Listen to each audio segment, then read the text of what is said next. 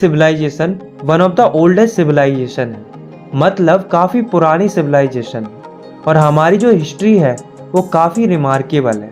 अगर हम पिछले 50 सालों की बात करें तो इंडिया में काफ़ी रिमार्केबल प्रोग्रेस देखने को मिला है, चाहे वो एग्रीकल्चर की फील्ड हो, चाहे वो इंडस्ट्री की फील्ड हो और चाहे वो टेक्नोलॉजी की फील्ड हो। हर एक फील्ड में इंडिया ने काफ़ी प्रोग्रेस किया है और इंडिया का ओवरऑल इकोनॉमिक डेवलपमेंट हुआ है।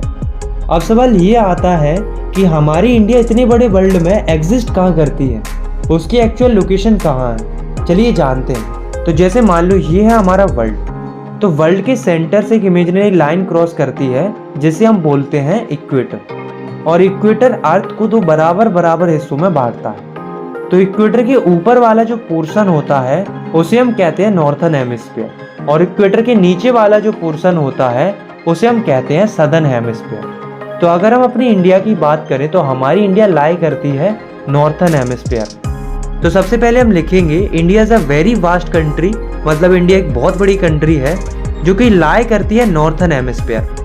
पर इतने बड़े नॉर्थर्न हेमिस्फीयर में भी किस जगह पर, तो ये हम पता करते हैं लॉन्गिट्यूड एंड लैटिट्यूड की मदद से। तो जैसे मान लो ये है हमारी अर्थ, तो अर्थ के ऊपर जो इमेजिनरी वर्टिकल लाइंस होती हैं उसे हम कहते हैं लॉन्गिट्यूड, और जो इमेजिनरी हॉरिजॉन्टल लाइंस होती हैं उन्हें हम कहते हैं लैटिट्यूड्स। और इन्हीं लॉन्गिट्यूड्स और लैटिट्यूड्स की मदद से हम किसी भी कंट्री की या किसी भी जगह की एग्जैक्ट लोकेशन पता कर सकते हैं। तो अगर हम अपनी इंडिया की बात करें तो इंडिया जिन दो लैटिट्यूड के बीच में लाई करता है वो है 8 डिग्री 4 मिनट नॉर्थ और 37 डिग्री 6 मिनट नॉर्थ।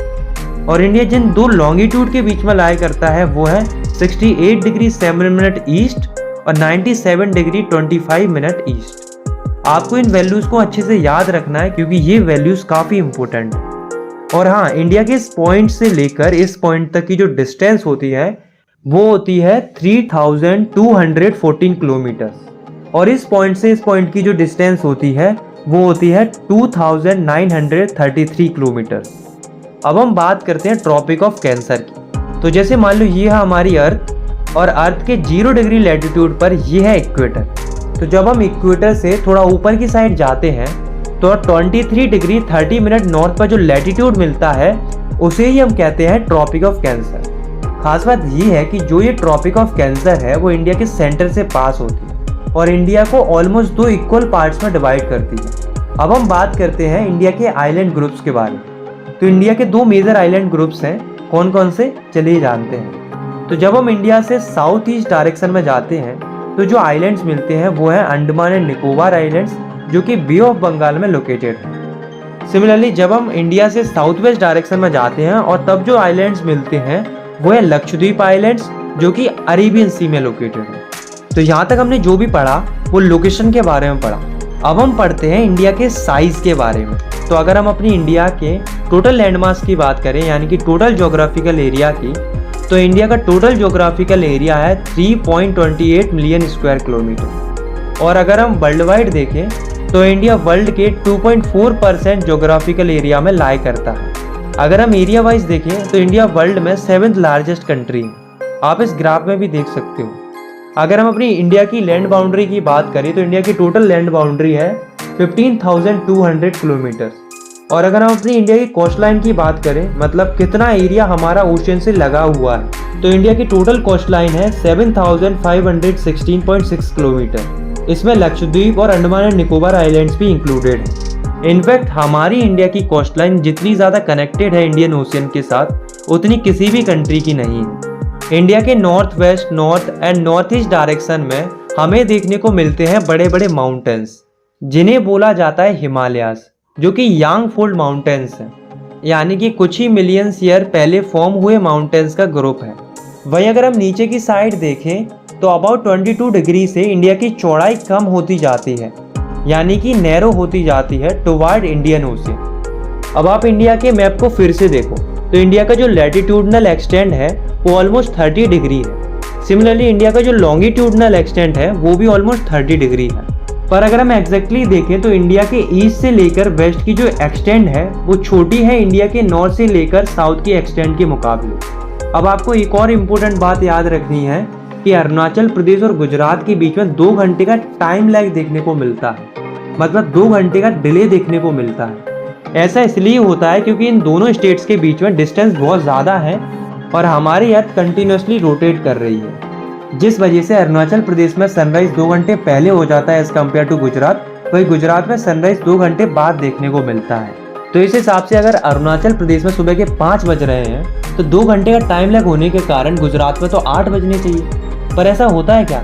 नहीं ना, क्योंकि एक ही कंट्री में 2 अलग अलग टाइम कैसे हो सकते हैं। तो इस समय की गड़बड़ को सुधारने के लिए 82 डिग्री 30 मिनट ईस्ट का जो लॉन्गिट्यूड था उसी को मान लिया स्टैंडर्ड मेरिडियन ऑफ इंडिया। ये जो स्टैंडर्ड मेरिडियन है वो इंडिया के मिर्जापुर उत्तर प्रदेश से पास करता है। अब इसी को क्यों चुना गया एज ए स्टैंडर्ड मेरिडियन? तो ऐसा इसलिए क्योंकि ये इंडिया की ऑलमोस्ट बीच से निकलता है और इसी के अकॉर्डिंग जो है इंडिया का टाइम कैलकुलेट किया जाता है। भले ही अरुणाचल प्रदेश में 2 घंटे पहले सूरज निकलता हो और गुजरात में 2 घंटे बाद निकलता हो, पर टाइम जो कैलकुलेट किया जाएगा वो इसी के हिसाब से किया जाएगा। जैसे अगर मिर्जापुर में 4 बज रहे हैं तो पूरी इंडिया में भी 4 ही बजेंगे, मतलब मिर्जापुर भी लाइव जलवा है हमारा। India and the world, India की जो लोकेशन है वो बहुत ही बेहतरीन है। हमारी इंडिया ईस्ट एशिया और वेस्ट एशिया के बीच में लाई करती है। हमारी इंडिया साउथवर्ड एक्सटेंशन है एशियन कंट्रीज का। अगर मैं साफ साफ शब्दों में कहूँ, India has very strategic central location. अब पता है इतनी अच्छी लोकेशन होने का फ़ायदा क्या होता है? फ़ायदा ये होता है कि हम वर्ल्ड के साथ बहुत अच्छे से कनेक्टेड रह पाते हैं। जैसे कि हमारी इंडिया का जो डेक्कन पेनिनसुला है वो हमारे लिए बहुत खास है, क्योंकि ये जो पोर्शन है वो इंडियन ओशियन में लाया करता है, जिसकी मदद से हमें वर्ल्ड के साथ कनेक्टिविटी बहुत अच्छी मिलती है। जैसे कि वेस्टर्न कोस्ट की मदद से हम कनेक्टेड हैं वेस्ट एशिया, अफ्रीका और यूरोप के साथ। वहीं दूसरी ओर ईस्टर्न कोस्ट की मदद से हम काफ़ी अच्छे से कनेक्टेड हैं साउथ ईस्ट एशिया से और ईस्ट एशिया से। और दोस्तों आपको पता है इंडियन ओशियन के अंदर जितनी बड़ी कोस्टलाइन हमारी इंडिया की है उतनी बड़ी कोस्टलाइन किसी भी कंट्री की नहीं है। यानी कि इंडियन ओशियन के अंदर सबसे बड़ी कोस्टलाइन हमारी है, इसलिए तो हम इतने बड़े ओशियन को इंडियन ओशियन के नाम से जानते हैं। हमारी जो कंट्री है इंडिया, उसका कॉन्टैक्ट वर्ल्ड के साथ काफ़ी पुराने समय से है। आज के समय में हमारी इंडिया वर्ल्ड के साथ लैंड रूट्स के थ्रू भी कनेक्टेड है और सी रूट्स के थ्रू भी कनेक्टेड है। पर दोस्तों पहले ऐसा नहीं था। पहले हमारी इंडिया लैंड रूट्स के थ्रू ज़्यादा कनेक्टेड थी रेदर देन सी रूट्स, क्योंकि लैंड रूट्स सी रूट्स के मुकाबले इंडिया में काफ़ी पुराने समय से एग्जिस्ट कर रहे हैं। आज भी इंडिया के नॉर्थ में माउंटेन्स के बीच में कई सारे पासेस देखने को मिलते हैं, जिनका इस्तेमाल एंशिएंट टाइम में ट्रैवलर्स किया करते थे इंडिया में आने जाने के लिए। और इन्हीं रूट्स के थ्रू कई सारी चीज़ें वर्ल्ड के अलग अलग हिस्सों में जाकर फैलती हैं, जैसे कि इंडिया के मसाले, इंडिया की उपनिषद, रामायण, पंचतंत्र की कहानियाँ, number system and decimal system. इस तरह की कई सारी चीज़ें वर्ल्ड के अलग अलग हिस्सों में जाकर फैलती हैं। भाई दूसरी ओर ऐसा नहीं है दोस्तों कि हमने केवल सिखाया ही है, बल्कि हमने भी वर्ल्ड से कई सारी चीज़ें सीखी भी है।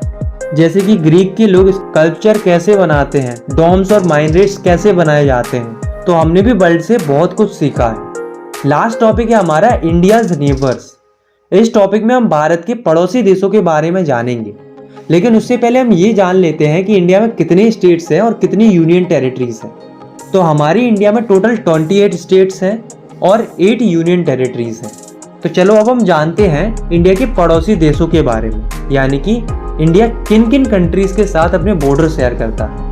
इंडिया के नॉर्थ वेस्ट में जो नेबरिंग कंट्रीज हैं वो है पाकिस्तान एंड अफगानिस्तान। इंडिया के नॉर्थ में जो नेबरिंग कंट्रीज हैं वो है चाइना, नेपाल एंड भूटान। और इंडिया के ईस्ट में जो नेबरिंग कंट्रीज हैं वो है म्यांमार एंड बांग्लादेश। अब दोस्तों इंडिया के साउथ में भी 2 नेबरिंग कंट्रीज हैं जो एक्चुअल में आइलैंड कंट्रीज हैं, जिसमें से पहली है श्रीलंका, जो कि इंडिया से पाक स्टेट और गल्फ ऑफ मन्नार द्वारा फॉर्म्ड एक नैरो चैनल के थ्रू कनेक्टेड है। सिमिलरली दूसरा आइलैंड पड़ोसी देश है मालदीव्स, जो कि लक्षद्वीप आइलैंड्स के साउथ में लोकेटेड है। तो ये है हमारे सभी पड़ोसी देश।